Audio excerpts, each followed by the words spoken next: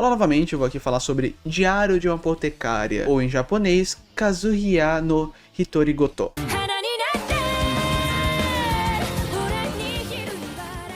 Necessariamente hoje eu vou falar aqui sobre a primeira temporada, que eu terminei de assistir ontem, então tá bem fresquinho na memória, e eu tenho algumas coisinhas que eu gostaria de comentar sobre a história em si. Diário de uma Apotecária necessariamente conta a história da Mao Mao, né, que é uma aprendiz, já pode se considerar uma apotecária, mas ela já é mais uma aprendiz de um médico apotecário, né. Nesse sentido, ela tem conhecimentos, né, de ervas medicinais, produção de remédio e um pouco de medicina também, né. O que mais me chama atenção, então, nesse sentido, falar sobre a Mao Mao como personagem, design e tudo mais, eu acho um pouco bobo, necessariamente, eu falar, porque é muito lindo, é muito bem feito, eu acho muito legal toda a construção, a parte de ser um anime histórico. Quando eu digo histórico, é no sentido de que a parte onde se passa a história é num período mais antigo. Eu não vou falar com certeza que se passa na China, pelos nomes, pela forma como que é falado, pela forma como que é caracterizado os próprios personagens. Claro, a parte de dublagem, né, porque eu assisti o anime sim, dublado em português, me ajudou muito,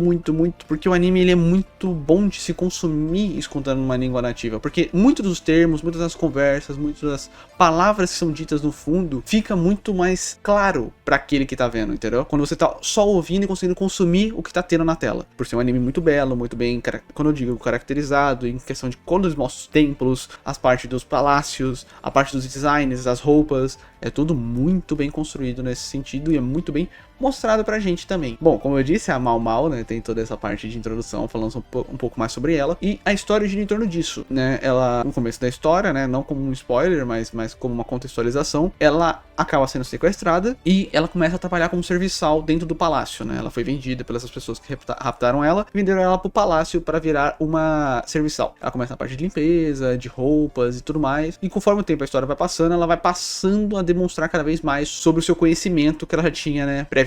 Mais uma contextualização. Antes dela ir morar no palácio e trabalhar nesse palácio, ela morava num distrito da Luz Vermelha, né, digamos assim, né, uma cidade, uma vila, uma cidade, digamos assim, que tem mais desses conteúdos adultos, né, onde tem bordéis, onde tem as cortesãs, né, no Japão seriam até geishas mesmo, são mais por esse lado de cortesã, porque a cortesã não necessariamente ela vai ser uma pessoa que faz serviços, assim, que vocês estão imaginando, né, com outras pessoas. É mais no sentido que ela pode também fazer serviços de acompanhamento, como tem também hoje em dia no Japão, até hoje na real tem isso, de você conversar, tomar um chá, jogar um jogo, fazer companhia a alguém, né? Então ela viveu nesse ambiente, sendo criada por esse apotecário e ao mesmo tempo pelas irmãs ou mães, que são as 3 princesas lá da casa lá famosíssima, que eu não vou lembrar o nome. Veridete,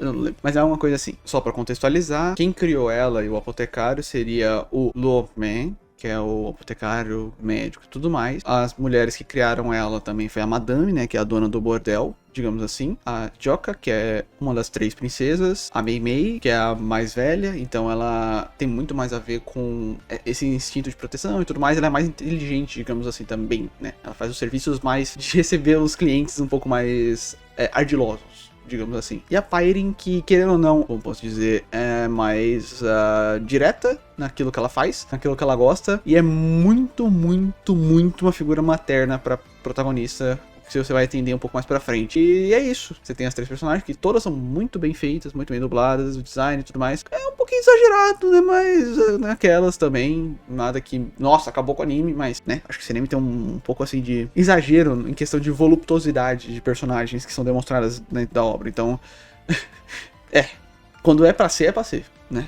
Quando é pra ser, tem lá e vai ter desse jeito mesmo. Partindo agora pra falar um pouco mais dos outros personagens, né? E no contexto maior, falando um pouco mais da história em si, nós temos, né, esse embate. A partir do momento que ela começa a trabalhar lá e fazer alguns serviços, ela começa a trabalhar pras cortesãs. São as 4 cortesãs, que basicamente são as possíveis esposas, as possíveis imperatrizes que vão acontecer, né? Que vão ter filhos do imperador e tudo mais. Ela começa a trabalhar para uma delas a partir de um dado momento, e aí que você começa a entender um pouco mais como funciona essas castas, né, esse sistema de castas, essas ideias de como funciona um lugar onde tem 1000 pessoas trabalhando, homens, mulheres, muitas mulheres mesmo assim trabalhando, muitos homens, eunucos que são ditos, né, e eunuco, pra quem não sabe, eunuco basicamente é alguém que teve né? Não tem. Não tem. Capado.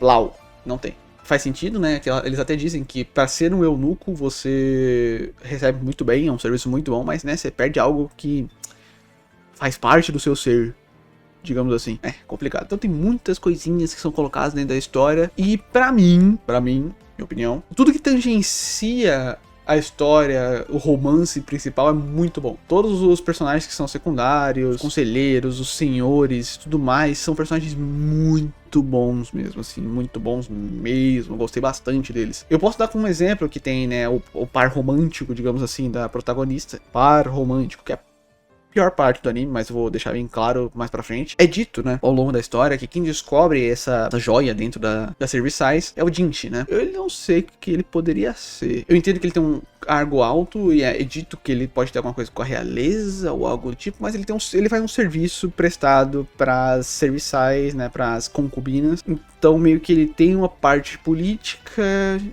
mas não necessariamente ele é um general. Tá ali naquele meio termo ali dos eunucos, meio que é um cara que resolve BO. Quando esse personagem ele entra e faz essa apresentação, eu falei, legal, ele vai ser o personagem bonitão que todo mundo ama e que é o interesse romântico, né, e tudo mais. Só que, em um dado momento, quando é apresentado, né, como que a personagem principal vê ele, como que as pessoas conseguem falar que isso é um casal?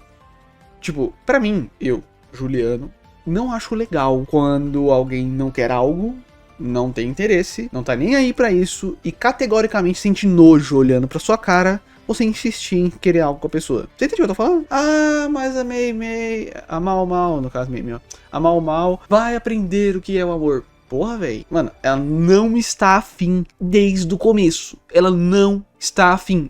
Cara, pra você ter uma ideia, um dos personagens que eu gosto bastante mesmo, que é o Mestre Gao Shun, ele é o braço direito, digamos assim, acho que é Jinchi o nome dele. Ele chega pra ela e fala, minha amiga, você pode parar de fazer uma cara de nojo toda vez que você vê ele, porque tá meio paia, né? Se alguém vê você fazendo isso, tá meio complicado. Cara, ela não tem interesse, ela não está afim, ela não consegue esconder o fato dela não querer interagir com ele. Tipo, não no sentido, tipo assim, ela acha ele insuportável também, mas não é esse o ponto. É no sentido, tipo, mano, pô, esse cara vai de novo vir falar essas baboseiras pra mim, ela acha, pô, ele acha mesmo que eu sou qualquer outra bosta que tá aqui dentro desse lugar, que vai querer, não que as meninas são bosta, mas tipo, todo mundo é caído por ele é o cara mais lindo do mundo, blá, blá, blá, blá, blá. E ela não está nem aí pra isso, ela não liga pra isso. Então, fica um gosto meio amargo. Eu acho que a parte mais que me incomoda da história, e eu adoro romancezinho paia, tá? Eu adoro o romancezinho paia, mas eu não gosto quando o romance parte do pressuposto onde que, tipo, um dos lados não tá nem aí. Tipo, se não tá nem aí, eu não quero que tenha romance, meu amigo. Eu não consigo torcer pra esse tipo de casal. Eu não consigo.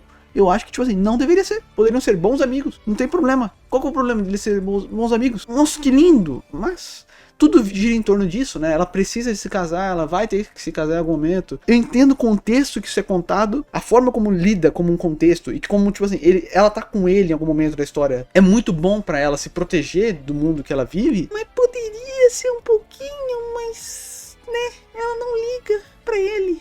É difícil, é muito, muito difícil eu gostar desse casal. Mas, girando em torno de tudo isso, todos os acontecimentos e tudo mais, a pegada que o anime gira em torno mais pra frente, que não necessariamente é sobre um house, sabe? De, não, você está doente, eu irei solucionar a sua doença. Não, tem isso também, mas é mais no sentido de mistério, tem umas coisinhas ou outra, é mais no sentido de ser perspicaz, ser sagaz, né? De você ser uma apotecária não necessariamente te limita a ser uma pessoa que faz os remédios, e se entender o que a pessoa está passando pra você conseguir fazer o melhor pra ela. Isso é muito, muito, muito legal e muito bem tratado no anime. Claro que tem uma coisinha ou outra assim que você fica, beleza, muita coincidência, mas é legal. Não é nada enfiado goela abaixo, sabe? Não é um mistério enfiado goela abaixo. Porque o maior problema que poderia ter no mistério é você tentar empurrar a história de uma forma mais burra possível, né? Então, mas não. É muito bem feito. Muito bem feitinho mesmo. Dito tudo isso, o anime em si, ele é bonito visualmente, tem uma trilha sonora maravilhosa, tem umas coisas meio susto às vezes, né? Tem temas pesados tratados no anime, como doenças sexuais, DSTs, tem muito, né? Porque obviamente você tá falando de bordéis, de uma época que é onde, né, qualquer tratamento. Tem alguns o tratamento outro, mas é muito, muito, muito básico. Então, você fala sobre assuntos pesados, você fala sobre, né, querendo ou não, você tá falando sobre pessoas que trabalham com o corpo, então você tem muita coisa tratada sobre abusos, chance de ser raptada para esse tipo de coisa que vocês imaginam. Então, meu, é difícil. O anime trata de uma forma ácida mesmo nesse sentido e ele consegue. É muito bem tratado mesmo. Bom, o que me faz pensar também nesse anime, né, com todo esse tratamento e como que as formas são ditas e são mostradas pra gente, é que poderia ser uma autora feminina, principalmente pela como que é abordado as coisas, o que me faz crer que seja. Mas o nome da autora que faz a história, né, é Hyuga Natsu, e ambos não é a primeira histórias que eles estão fazendo, então tem toda essa bagagem um pouco mais, então é um anime trabalhado, você vê que é uma obra que pode ser muito longeva. Eu acho que, diferente do anime que eu tava falando da Elfa, a história chegou no final, fechou dentro daquele ciclo, né, você não tem mais o que necessariamente contar. Eu acho que essa história desse anime, por se tratar de algo um pouco mais amplo, né, que é a vida da Mau Mau, né, mais sobre os acontecimentos da vida dela, o que levou ela a fazer as coisas que ela está fazendo, é muito, muito longevo. Consegue ser muito longevo. Você consegue ter uma história literalmente falando da vida dela inteira mesmo, porque não necessariamente a história gira em torno de um acontecimento, dela trabalhar pro imperador, e sim da vida, da história dela, de onde que saiu, pra onde que chegou, quem é o pai dela, da onde que veio, da onde que vai, o que que vai acontecer com tudo que tá acontecendo, com as pessoas ao redor dela, com a mãe, possível mãe dela, com o pai, possível pai dela, com as mães de criação, as princesas do bordel e tudo mais. Então você tem muitos núcleos, muitos personagens interessantes, e eu nem falei das concubinas, né, que são personagens muito boas também. Você tem muitas variáveis, muitas diferenças entre elas, mas ao mesmo tempo são muito boas em design, em personalidade, em dublagem. E sim, a dublagem desse anime é maravilhosa, eu gosto muito dela, e sem sombra de dúvidas, é muito bem feito. De resto, eu não tenho muito mais o que comentar sobre esse anime. Eu acho que ele é um anime muito bom, é muito recomendável. Ele daria uma nota 8 tranquilamente pra mim, a primeira temporada. E eu ainda não assisti a segunda temporada, e eu acho que não teria muito mais o que eu comentar. Porém, eu quero vir aqui pra falar o que eu achei sim sobre a segunda temporada, principalmente sobre questões de romance, né, que a recomendação que deram pra mim, né, ainda mais que deram essa puxada de orelha, posso assistir logo, foi que na segunda temporada vai ter mais coisinhas, e eu fiquei, agora, depois que eu assisti o anime, não sei se eu quero. Eu não sei se eu quero ver mais romance nesse anime, mas tá bom, estamos chegando em algum lugar, né. Uma coisinha ou outra que eu queria comentar, assim, eu acho que é chinês, né? Eu já falei no começo do vídeo sobre isso. E tem os Palácios de Cristal, Palácio de Jade, Kung Fu Panda, Reference, Palácio de Jade, cara. Palácio de Jade, muito bom. E, mano, tem umas coisas nesse anime que é complicado. Assim, mostra que a Pairin é viciada naquilo, né? Ela tem muito apetite pra esse tipo de coisa. Até aí, tudo bem. Voltando a falar um pouco mais sobre coisinhas estranhas do anime, mas dito que ela dá em cima de qualquer um se ela não tá satisfeita. Aí no anime mostra uma menina. Eu fiquei tipo, um aprendiz? Eu não sei quantos anos tem aquela criança. Aí eu fico tipo, tá? Qual que é o sentido disso? Qual que é o porquê de mostrar isso? E estranho? Desnecessário? Paia? Não sei o que dizer. Era episódio 21, no momento 9:24. Se vocês quiserem lá ver, vai lá. Eu não vou colocar aqui, porque eu acho que seria tirado do contexto. Então, vão ver lá por sua conta e risco e tire suas próprias conclusões e me contem o que vocês acharam. Dito isso, de resto, fica aqui meu agradecimento por terem chegado até aqui. O LivePix vai estar, obviamente, aqui no cantinho, e toda ajuda toda ajuda sempre será bem-vinda. Comentem suas experiências ou inexperiências com esse anime, e caso tenham curtido tanto quanto eu, né, porque eu de fato gostei desse anime, também não deixe de me contar. E agora, como uma última vírgula, eu vou deixar aqui minha recomendação duvidosa, e sim, foi esse o nome que eu escolhi, porque ele reflete muito bem o meu gosto cultural. Eu vou recomendar um housezão, assim, complicadíssimo, mas é porque me remete muito mais uma memória afetiva que eu tenho com um jogo, que um dia vocês vão ver por aqui nesse canal, mas não tão próximo, que é SSX3, porém, né, me remete a esse jogo, não tem nada a ver, não é a trilha sonora dele, porque a trilha sonora dele também é maravilhosa, mas isso fica para depois pra gente comentar. É Generate Escape, é o nome da música, eu acho, Generate, não sei se é o nome do cara, mas é isso, vai estar aqui na descrição, vão lá escutar. É um housezão, não tem muito segredo, não tem muito o que falar, e fica aí a dica. É isso, fiquem todos muito bem, até um próximo vídeo review, algo do gênero, e tchau, tchau. Desculpa a demora, tá? Tchau, tchau.